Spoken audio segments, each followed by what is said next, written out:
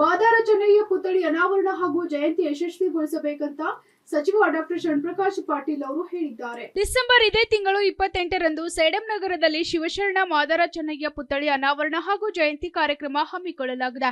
ಬೆಳಗ್ಗೆ 11 ಗಂಟೆಗೆ ಕೊತ್ತಲ ಬಸವೇಶ್ವರ ದೇವಾಲಯದಿಂದ ಮೆರವಣಿಗೆ ಪ್ರಾರಂಭವಾಗಿ ಮಧ್ಯಾಹ್ನ 2 ಗಂಟೆಗೆ ಪುತ್ಥಳಿ ಅನಾವರಣ, 3 ಗಂಟೆಗೆ ಕ್ರೀಡಾಂಗಣದಲ್ಲಿ ಬಹಿರಂಗ ಸಭೆ ಹಮ್ಮಿಕೊಳ್ಳಲಾಗಿದೆ.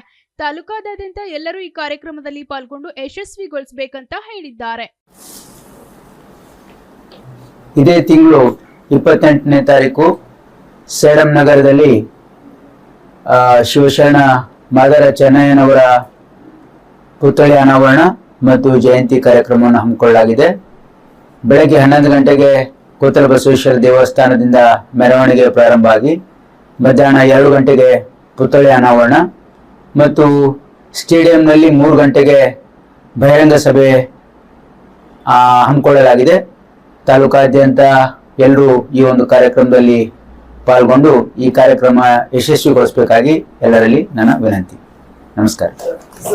Bureau report, SSV news, Sedam.